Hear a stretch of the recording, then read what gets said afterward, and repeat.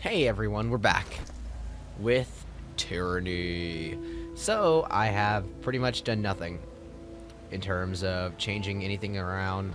I sold a whole bunch of stuff, but it's just vendor trash at this point. Like, we had a bunch of Venturine guard armor, which I got rid of because I'm not going to use that anyways. And, of course, I'm wielding the Unstoppable Force, which originally I thought it was like, okay, so how is this worse than the axe I was using rather? But and I found out kind of,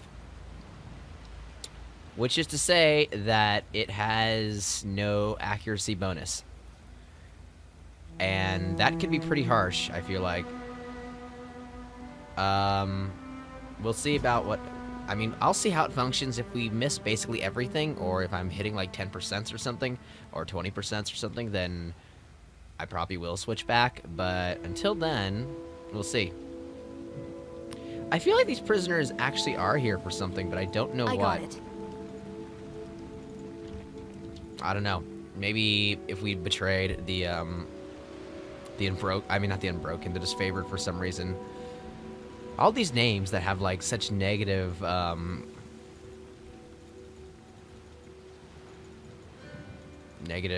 things that come with them. Like unbroken. Well, I guess unbroken actually is pretty positive. Disfavored, on the other hand, not really. But it's all like it's not something. But I guess it's better than being broken. Okay. I still wonder why the cacophony. I mean, I'm pretty sure this is not accessible because we sided with the disfavored. But yeah, there's that. Why would we never? I don't understand this option of not show map names. Who would do that? So we can go to the Old Walls Breach, which we. Oh, this will be fun. We'll be fighting Bane, which is gonna be great because my shield reflects, my arcane shield reflects magic damage. So if they attack me, that's fantastic. I'm not the biggest fan of. Oh, we got a missive back, huh? Salutations, Crendus. It is difficult to separate fact from superstition when it comes to the edicts, as it seems only. By the way, we sent this message to her. I assume it's a her, considering it says Meothis. But we sent this information to her. Well, request for information about the spires. So I assume they're gonna tell us about the spires now. As it seems only Kairos knows how it all works. The rest of us are to live in fear and ponder it all. Wait, this is about edicts? Kairos' edicts are a sort of magic even beyond even the archons. I dare say the edicts are stronger than Kairos, as there's no evidence that Kairos can willingly stop an edict once set into motion, which is in part why Kairos' edicts seem to have an until or unless clause in their wording. I know the edict, as powerful as it is, requires a human voice to complete the casting. Thus, the Overlord has people like you proclaim the edicts cast far from the Imperial throne. The magic is Kairos' magic, but the human voice is the final carrier or trigger to complete the magical phenomenon. And here's what's most fascinating, at least as far as you're concerned. There have been a dozen immortal agents who have been made to proclaim edicts. 2/3 of them die within a decade, and many give reports of lingering mystic scars from the ordeal. Okay, that sounds great. And there have also been a handful to resolve or break an edict. These until and unless clauses get fulfilled from time to time, and we see a similar pattern in history. Those who resolve an edict often live short lives, and many speak of arcane side effects of the shattered edicts. Here's where you're unique. To the best of my fact finding, you were the first to proclaim the edict and break the same exact edict. Whatever mystical power is involved in the creation and destruction of such magics, you're the first to stand at the terminus of both. Scratching my eye, sorry. Now I know the spires can be awoken, but it makes sense that if anything can or would waken them from slumber, a shattered edict seems likely the culprit. Kairos has other edicts in place throughout the tiers. If you truly wish to learn more, perhaps you should take it upon yourself to shatter those edicts. After all, if Kairos did not wish for the edicts to be broken, why include a termination clause? Signed Meothis. Solicit her advice. Dear Meothis, I appreciate the information. Thank you for sharing. Knowing what you know of my situation, what would you do? Man, this is actually a letter that I would probably would send in real life. Because I've done it numerous times to numerous different idols that I have in numerous different professions. So, like, game critic. Well, I think that's the only one I've done. I haven't done it for voice act. Oh, hello. Yep, you're definitely Vendrian Guard. I mean, not Vendrian Guard, sorry. Unbroken. I must be like 10 episodes in the past right now. How close are you to leveling up, Lantry?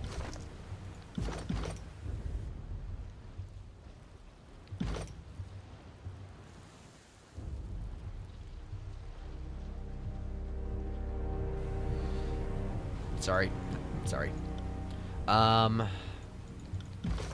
Where is his experience until level up stat at? Or where would it be?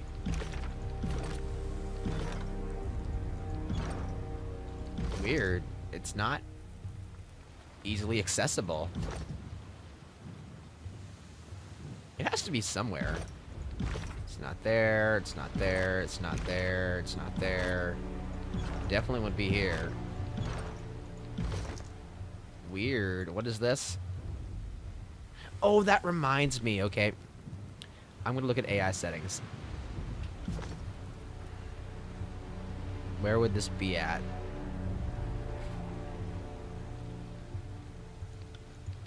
Toggle party AI? Why would I not have that on?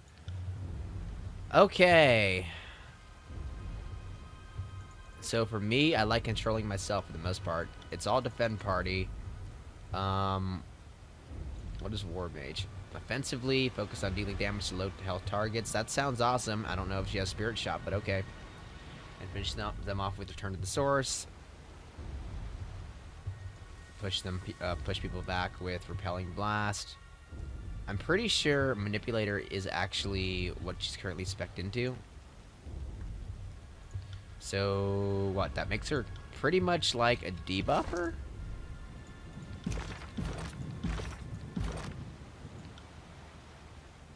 But she does have Repelling Wave. Mother's Embrace, yeah. Now, what is the other thing? Is Terratus' Call? Oh, wow. That sounds pretty awesome, actually. Return to the source, rather.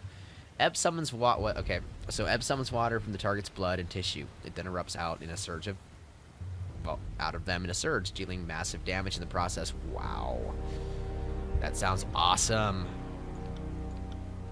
It's also very disgusting because it's like she's controlling the water in people's blood or body. I almost feel like I mean, there's not that many options I could do here. I want him to be a party supporter, manipulator, sure. Brawler? I love these names. It's like assassin brawlers. They're like, which MOBA are you playing? Guilds and Shadow.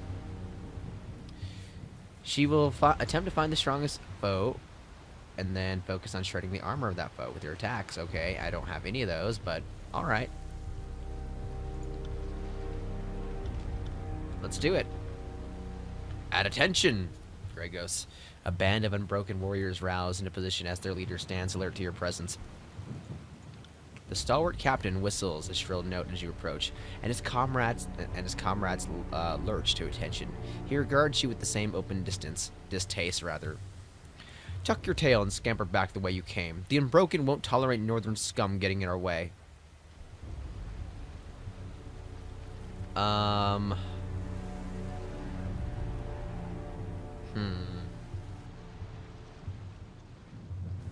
I'm trying to end the Edict of Storms. We have similar goals. Is that right? Well, unless your goals also involve putting Kairos' minions to the sword and setting fire to the Northern Empire, then we're not similar enough. He draws his weapon. Wow, okay. Well, he took care of that, huh? Attack positions. Attack positions, rather. Stand your ground. Well, you're a greatsword user, are you? Well, so much for people using magic.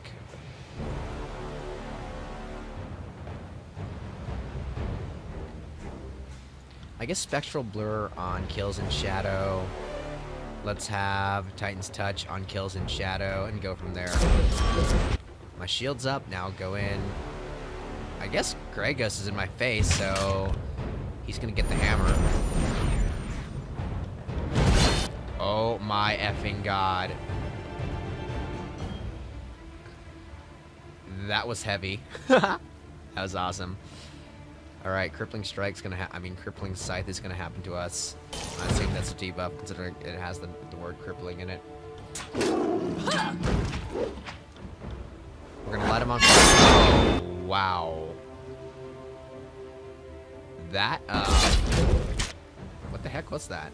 Oh, that was Crippling Scythe. Man, that really hurt my ears. That's... It's a bit weird, because nothing else does. I don't want to change the difficulty during combat. God. I don't want to do this, but I think... Yeah, I think we go to 80%, because that was really... Wow.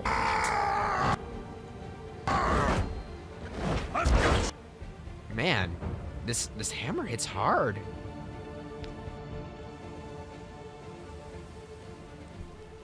We are annihilating him right now. We could go with Fireball. Now, let me see what this actually does. I'm pretty sure I looked at this before. I'm pretty sure it just reduces armor against all elements. Spell Breached, yep. It doesn't increase damage. But maybe, like, if you attack someone with less armor, they take, like, additional damage? I don't know. Anyways, Fireball it is. How you guys doing over there? Okay, well, I'll hopefully be done with Gregos at some point. One more thrust should take Gregos down. God, is he using like a special weapon? Because he must be. Whatever that is, it has a really loud sound. Stalwart prevails! No, it doesn't. No, oh, we did miss. Crap.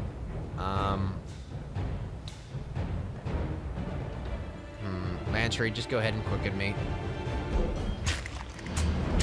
Quicken, hurry. Nice. Eb killed Gregos. Good job, Eb. We can use Quill Strike to interrupt people, apparently. I should have noticed that a lot sooner. Kills and Shadows doing fine over there. Let's get Sunder. Well, nah, let's go with Surge Palm first. Then we can Sunder afterwards. I love Mage Fire. So I miss a lot. Well, I mean, I miss a bit more frequently, but I hit a lot harder. Will do.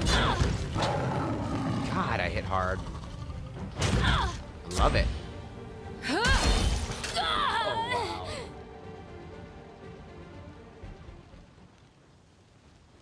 What is going on? How do we teleport over here? Who are you, first of all? Sage's Guild? Am I next? The sage points his quill at the unbroken corpses, biting his lip as he finishes the final scribbling of a note. I was not trying to eavesdrop on your scruffle, but now that I witnessed it, duty obliges that I recorded. He rolls a sheet of parchment onto a thick tube in his hands. Come and silence the record if you must, but I warn you, the sages have long written memories.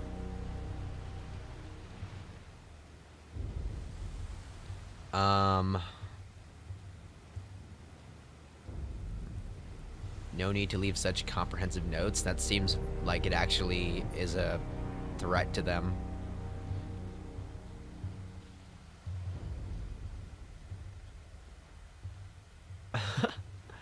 I'm gonna say my name's Crundus. I don't like the rest of this dialogue because it seems arrogant, obviously, but I'm just gonna say my name's Crundus, and you can include this too if you want. The long, because I actually am perfectly fine with that. The long feather plume of his quill dances to the tune of the sage's furious scrawl. Oh, yes, yes! You can be sure that I will count for as much as I can get down. Oh, this is cool. But do make note that I did not start the fight. I merely ended it. His face reddens with a smile as he furiously amends his parchment. Noted. And how may this how may this humble servant of letters be of assistance? He runs his fingers through his hair, resting his quill behind his ear. I understand we both seek items within yonder old walls. What are the sages doing here with the Unbroken? Let us say that we are sympathetic to each other's causes. He clears his throat. It also helps that we're both interested in arcana of yesteryear. The Regent artifacts are supposed to be fascinating specimens, and no sage would, in good conscience, refuse an opportunity for study. Tell me about yourself. I am Hieronymus, journeyman of the School of Ink. Of the School of Ink and Quill. I scribed under Gaver's crane, and 17 tomes are bound by my hand. He coughs, his gaze at his feet. All other details are just vanity. I am more accustomed to studying others than extolling my own facts. I'm looking for the steadfast insignia. Tell me what you know. Artifacts are fascinating business, are they not? And Star Wars decorated military history yielded so much intrigue around them. The steadfast insignia was prominently displayed in every Unbroken battle where the Regent Aspison,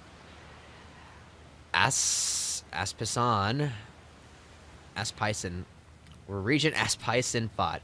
Over the years, it became something of a rallying marker, and its presence alone accounted for many notable victories. Hieronymus shakes his head with a sigh, gesturing toward the massive stone horizon of the old walls. It lies within, but no good discovery is without its pitfalls. He points toward a wide breach in the nearby section of the ancient stone facade. The Unbroken and I were attempting to recover a few relics of interest from the old walls, but a swarm of scourges put a halt to that plan. You do see those risks from time to time. When I was training at the library, a senior scribe told me to clear the rats out of the cellar. Some of them accursed things had knotted up their tails, and he trails off, shuddering. Let's just say what happened here was almost as bad. We recovered a torch key during our ill-fated first attempt to breach the old walls. I have seen fashioned stones like it before, but what we don't know about them would fill the library. Hieronymus points with a shaky finger. Unfortunately, we were attacked. We got separated from Gregos' men, and one of the soldiers still has the torch key. His corpse does, to be exact. Which body? Just northeast of the breach. Take care. Those beasts may still be on the hunt. And what are the next steps? Once you get the torch key, you'll be able to venture past the first chamber. He pauses for a moment. Of course, given our aborted efforts, you can understand why I'd be hesitant to re-enter the old walls. My scribe, Javala, didn't survive the trip. The poor girl.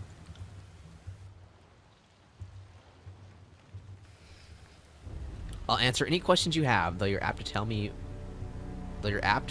tell me more of interest than the other way around, I'm sure.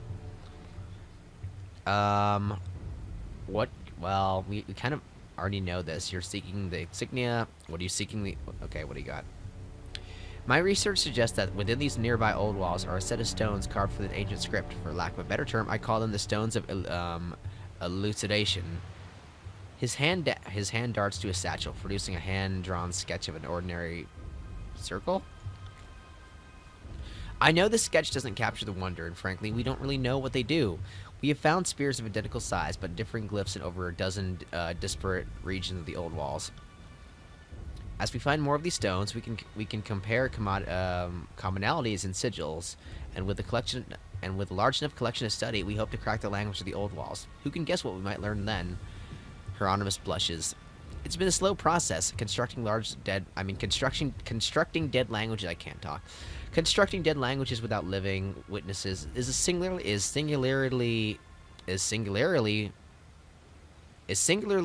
frustrating. Not singularity.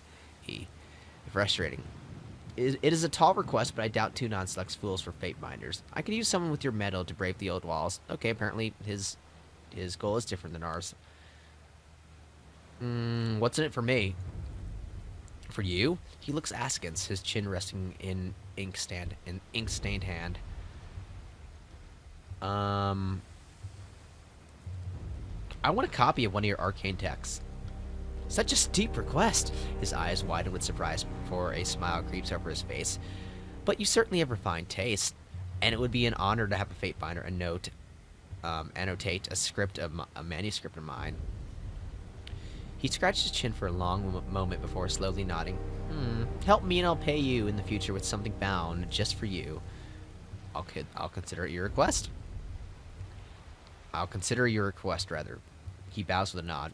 That is all I can expect. What of the steadfast insignia? It's just a simple trinket to the untrained eye, but every first regent since before the Unbroken earned that name wore the badge in the battle. Stalwart folk are ever famous for their stalwart folk are ever famous for standing their ground, and the steadfast insignia embodies their immovable nature. The wearer can, that's funny because I actually got the mace, the unmovable. What was it actually? The unstoppable force?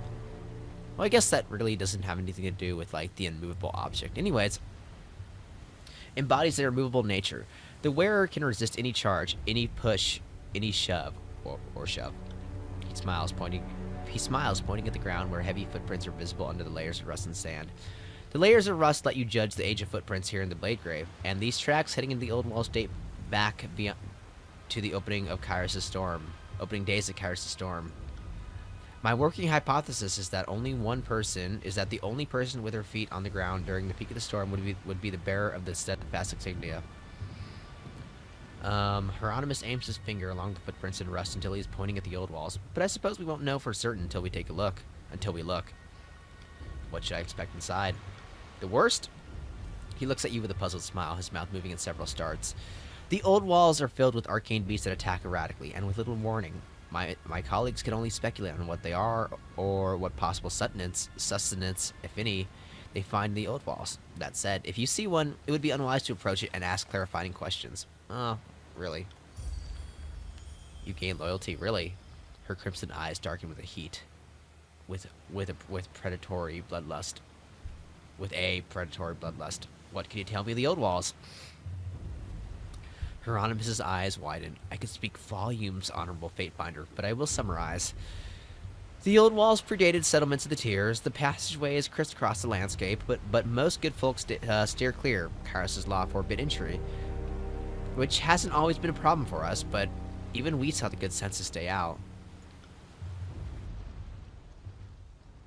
Explorers have found old artwork, funerary remains, and other relics of a civilization predating our own.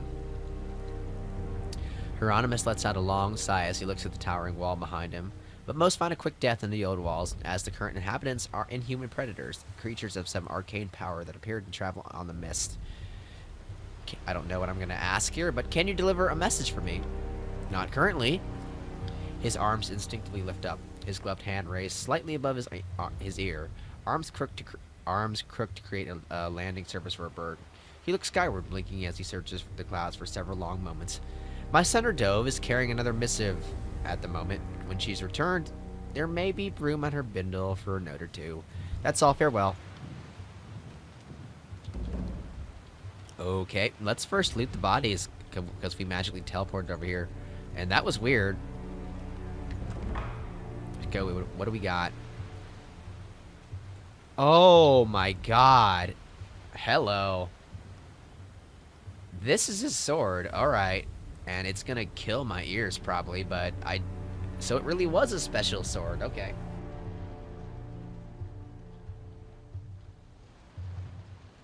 The Weeping Wound. It has lifesteal on a weapon crit. And that's a thing that basically sounded like, I don't even know how to describe it, but it sounded like something rapping against metal, which I guess that's what combat sounds would sound like, but wow. An unhealthy reddish light reads writhes? Writhes about the sword-like infection. Driven into flesh, the weeping moon can sap the life out of any creature and transfer it to the wielder. I like swords. More so than hammers. Although this hammer is pretty awesome. Oh, I also did confirm this. Which is this. Imbue the elements fire. It does, in fact, increase the damage I'm doing. It just doesn't reflect in the combat log. Which is weird to me because it's a combat log. But who cares? But you know, 25% extra fire damage. If that stacks with the frost part, I'm not going to take frost. But that's a lot of damage. That's a lot of damage.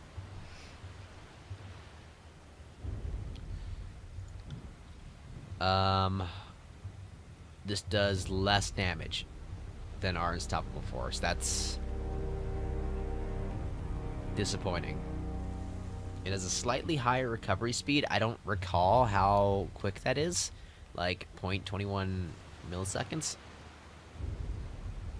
Well, I guess it would be 0.21 seconds if I say point. But, yeah, I don't think we use this, honestly. The only reason I would use it is for the vanity effect of using a sword. Ooh, the glow looks nice. But whatever. I will stick with hammers for now. Much to my dismay. Sorry, I can't. Ah, got it. Peridot, topaz, take it. Let's explore the dead bodies. What's the difference here? And why is this like... I feel like items all have different properties. Because this is... oh, okay, so it has a slightly higher quality. I'm glad it's the one with like a shoulder pad rather than the one that has like no shoulder pads, because I like to look at that better. Tines of bedrock dot in the landscape, providing little shelter from the constant wind.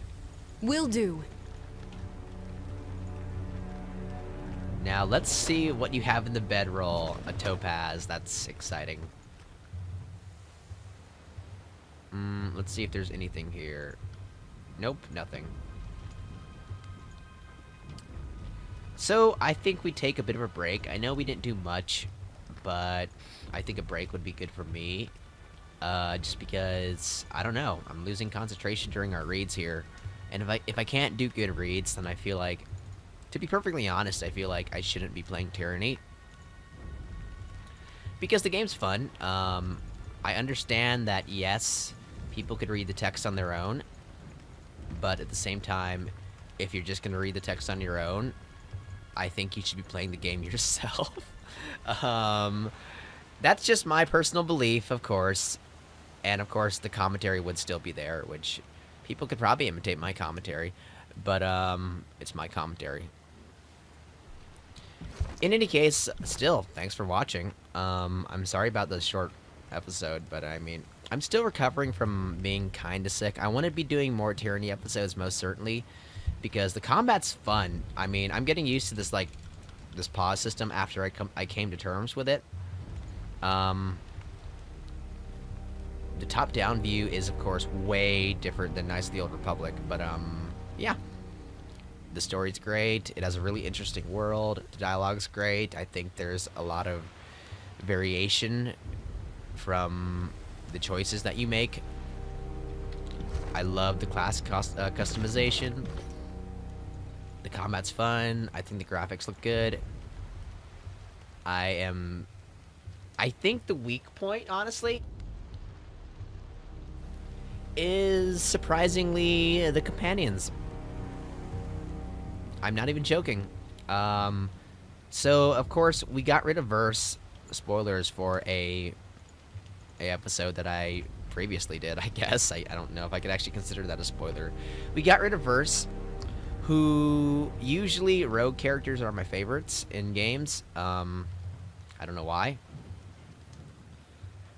But we got rid of her, and she's the only real rogue character unless for some reason, and I highly doubt this, but unless for some reason Siren is. But I'm pretty sure Siren's a spellcaster. So we have, I mean, unless we, including Kills in Shadow, we have two meleeers. We have Kills in Shadow and Barrack. And myself, but I could be anything. I just feel like there's not a marksman. Of course, we got rid of our marksman, but still, I don't think I could build anyone into a marksman. Like, maybe I could build Barrick into, like, a javelin thrower, so that would be the closest I can get to having, like, additional range support. But I kind of like him as a tank, honestly. Anyways, now, moving on to their personality. Ebb is the most interesting to me because she's the closest there is to a good character, so obviously she'd be the most interesting to me. Lantry is neutral as hell. I think having a guy like Lantry around is just a really good archetype to have in games. The kind of person that, like, values knowledge above all, essentially. But I never really found them interesting because, like, their character begins and ends at knowledge. And that's it. Kills in Shadow, probably a lot more interesting than I'm giving her credit for. She's a beast woman, obviously, so that's a bit strange to me. But the most interesting thing that I'm kind of prejudiced against, like, this is gonna sound weird, but beast characters, I usually don't find them that interesting.